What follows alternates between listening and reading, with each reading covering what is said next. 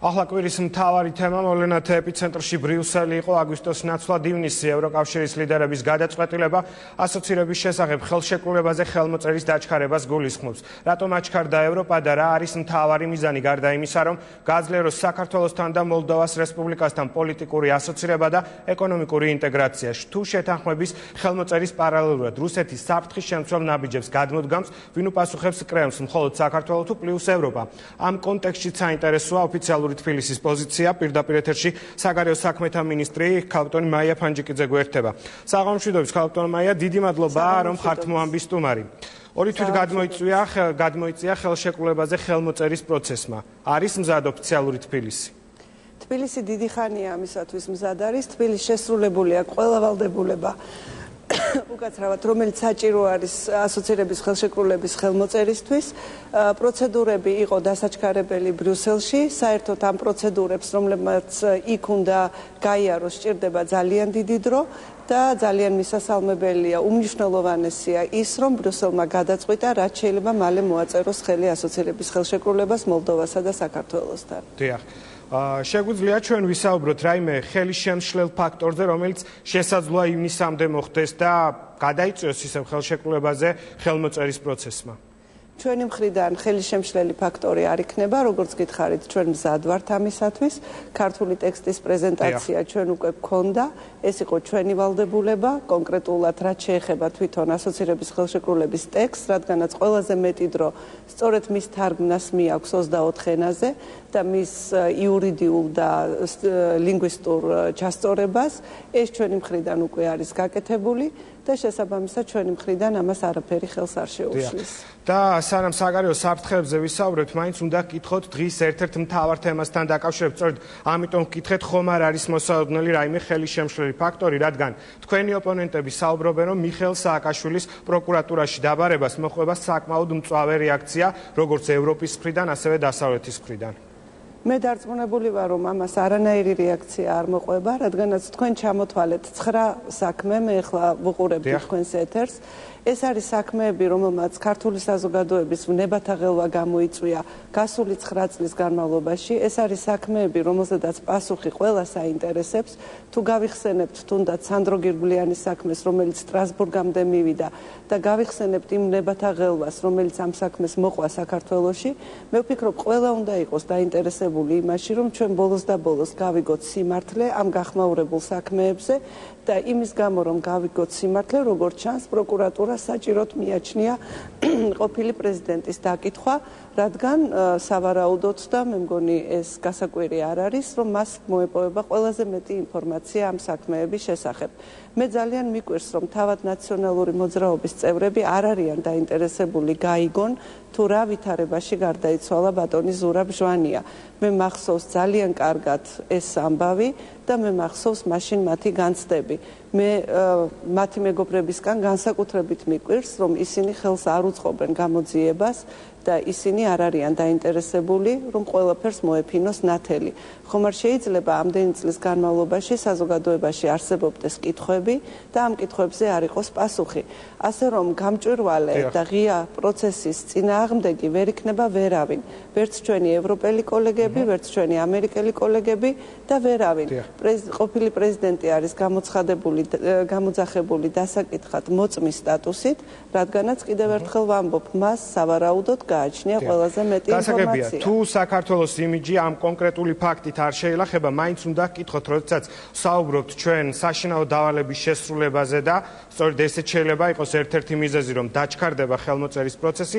ევროპა მაინც ითხოვდა მართლმსაჯულების თავისუფლებას, თავისუფალ სასამართლოს, საქმების გამოძიებას, სადაც არანაირი პოლიტიკური კონტექსტი არ იქნებოდა. ამ კუთხით რა ხდება დღეს საქართველოში? სწორედ ასე უნდა დავინახოთ ეს პროცესებით, ეს არ არის პოლიტიკური ნიშნით ვინმეს გამოძახება დაკითხვაზე, ეს არის გამოძახება დაკითხვაზე სიმართლის დადგენის მიზნით, ხოლო რაც შეეხება მართლმსაჯულების რეფორმას, სასამართლოების განთავისუფლებას და ასე შემდეგ, ჩვენი ევროპელი კოლეგებიც გვეთანხმებიან იმაში, რომ თუ კი გამჭვირვალედ იქნება გამოძიებული საქმეები, გამჭვირვალედ წარიმართება სასამართლო პროცესები და სასამართლო იქნება თავისუფალი, სწორედ ეს არის ის, რისი მიღწევა მიღწევაც ჩვენ გვინდა და რისი მიღწევისკენაც მოგვიწოდებენ ჩვენი დასავლელი კოლეგები.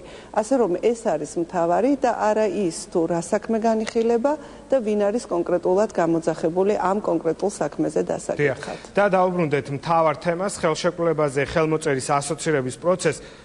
თქვენ როგორ ფიქრობთ, რატომ აჩქარდა ევროპა, რაიმე საფრთხეებს ხედავს და ამისათვის საჭიროა დროულად მოხდეს ამ ნაბიჯის გადადგმა, თუ უბრალოდ მხოლოდ იმიტომ, რომ ძალიან კარგად შეასრულა თავისი საქმე, მასზე დაკისრებული საქმე საქართველოს? მე მგონი პირიქით უნდა შევატრიალოთ, საქართველოს რომ არ შეესრულებინა თავისი საქმე კარგად, მაშინ რაც არ უნდა დიდი სურვილი ყოფილიყო ევროპიდან, საფრთხეების თუ სხვა მომენტების გათვალისწინებით ეს ვერ დაჩქარდებოდა. ეს რასაკვირველია წინაპირობაა იმისათვის, რომ ასოცირების ხელშეკრულებას ხელი მოეწეროს. ეს არის ეჭვგარეშე, რომ საქართველოს თავისი ყველა საქმე წარმატებით და კარგად შეასრულა. რაც შეეხება იმას, თუ რატომ არის ევროკავშირი დაინტერესებული ასოცირების ხელშეკრულების რაც შეიძლება სწრაფად ხელმოწერაში, რასაკვირველია საფრთხეები არსებობს, ეს არავისთვის უცხო არ არის და ახალი რეალობა მოითხოვს იმას, რომ ეს საფრთხეები გათვალისწინებული იყოს. მე მინდა ვისარგებლო შემთხვევით და უკრაინას მივულოცო ასოცირების ხელშეკრულების პოლიტიკურ ნაწილზე ხელმოწერა და ვუსურვო, რომ ღრმა და ყოვლისმომცველი თავისუფალი სავაჭრო სივრცის შესახებაც მალე მოეწეროს ხელი. ალბათ მოსალოდნელია, რომ ეს მოხდება მაისში, შეიძლება არჩევნების შემდეგ. უკრაინისგან განსხვავებით ჩვენ სავაჭროსაც ვაწერთ ხელს. რას გულისხმობს და რამდენად მნიშვნელოვანია სავაჭრო ნაწილზეც გავამახვილოთ ყურადღება. ეს არის განსაკუთრებით მნიშვნელოვანი, რადგანაც ეს არის ასე ვთქვათ პრაქტიკული ნაწილი ასოცირების ხელშეკრულებისა, მისი პირველი ნაწილი პოლიტიკური არის პოლიტიკური ასოცირება, ხოლო ღრმა და ყოვლისმომცველი თავისუფალი სავაჭრო სივრცე არის ეკონომიკური ინტეგრაციის მექანიზმი. ამ ხელშეკრულების ხელმოწერის შემდეგ მან უნდა გაიაროს რატიფიცირება ევროპარლამენტში, უნდა გაიაროს ჩვენთან პარლამენტში და ყველა წევრი 28 ქვეყნის ნაციონალურ პარლამენტებში. ეს პროცესი შეიძლება ასევე ძალიან ხანგრძლივი იყოს, მაგრამ ევროკავშირის მზაობაა და სხვათა შორის ეს მანამდეც ასე იყო, სანამ უკრაინის კრიზისი დაიწყებოდა და დაჩქარდებოდა ხელმოწერა, რომ მოხდება მისი დროებითი ამოქმედება, დროებითი გამოყენება. რაც იმას ნიშნავს, რომ ფაქტიურად 70% განსაკუთრებით სექტორულ ნაწილებში ამოქმედდება მაშინვე, როგორც კი ხელი მოეწერება ასოცირების ხელშეკრულებას. ამან კი მოკლედ, რომ ვთქვათ, ჩვენი ეკონომიკა უნდა აიყვანოს და დაუახლოვოს ევროპულს, ეს კი მხოლოდ და მხოლოდ მისასალმებელი. დიახ.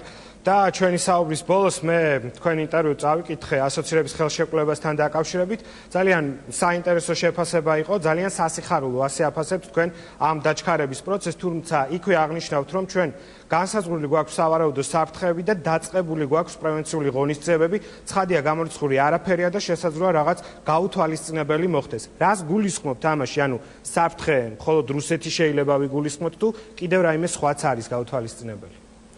ამ საფრთხეების დაკონკრეტებისგან მე თავს შევიკავებ, ჩვენ ამაზე დიდი ხანია ვმუშაობთ. თქვენ მოგეხსენებათ, რომ ძალიან ბევრი მსჯელობა იყო იმაზე, თუ რა მოხდებოდა სოჭის ოლიმპიადის შემდეგ, ასე რომ ეს არ არის თემა, რომელზედაც მუშაობა ჩვენ ახლა დავიწყეთ. აქ მხოლოდ საგარეო საქმეთა სამინისტრო არ მუშაობს, თუ შეიძლება ესე ითქვას, იგი ყველაზე ნაკლებად, არამედ ეს არის მთელი მთავრობის და განსაკუთრებით გარკვეული სტრუქტურების ძალისხმევის შედეგი, რომ ჩვენ გარკვეულწილად პრევენციული ღონისძიებები გატარებული გვაქვს და არ მინდა ახლა რაღაცა ცუდი მოხდეს, იმიტომ რომ ამას ვამბობ, მაგრამ ყოველ შემთხვევაში დღევანდელ დღემდე მშვიდობიანად მოვედით. დიდი მადლობა, რომ მიიღეთ გადაცემაში მონაწილეობა. წარმატებებს გისურვებთ საგარეო საქმეთა მინისტრი მაია ფანჯიკიძე პასუხობდა მოამბის შეკითხვებს.